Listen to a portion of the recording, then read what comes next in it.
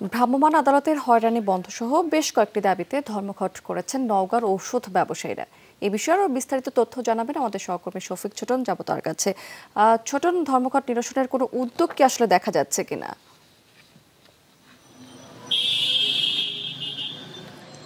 স্মৃতি সকাল থেকে ধর্মঘট পালন করছেন ঔষধ ব্যবসায়ী যারা তাদের মূল দাবি হচ্ছে যে তারা দাবি করছেন যে মোবাইল কোর্টের মাধ্যমে তাদেরকে হয়রানি করা হচ্ছে, এবং আরেকটি দাবি তাদের যে এই শহরের ডাক্তাররা ফুড সাপ্লিমেন্ট প্রেসক্রিপশনে লিখেন, যার কারণেই সেই ফুড সাপ্লিমেন্ট থাকার কারণে আসলে জরিমানা করা হয়।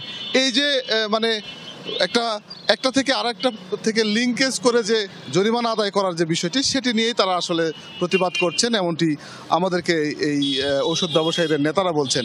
তবে একটি ভালো খবর হচ্ছে যে ঔষধ ব্যবসায়ী নেতাদের সঙ্গে জেলা প্রশাসনের কিছুক্ষণ আগে বৈঠক হয়েছে, এবং সেই বৈঠকে জেলা প্রশাসক এবং সিভিল সার্জনের পক্ষ থেকে তাদের দাবি দাওয়াগুলো মেনে নেওয়ার একটি প্রতিশ্রুতি দিয়েছেন। সেই প্রতিশ্রুতির পাওয়ার পরে আসলে নেতৃবৃন্দ তারা সিদ্ধান্ত নেবেন যে কখন নাগাদ এই দোকানগুলো খোলা হবে।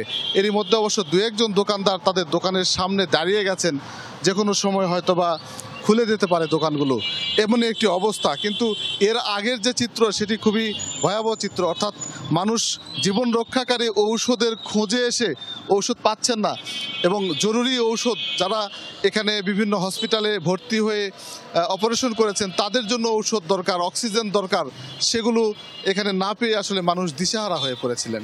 স্মৃতি। শফিক, অনেক ধন্যবাদ আপনাকে।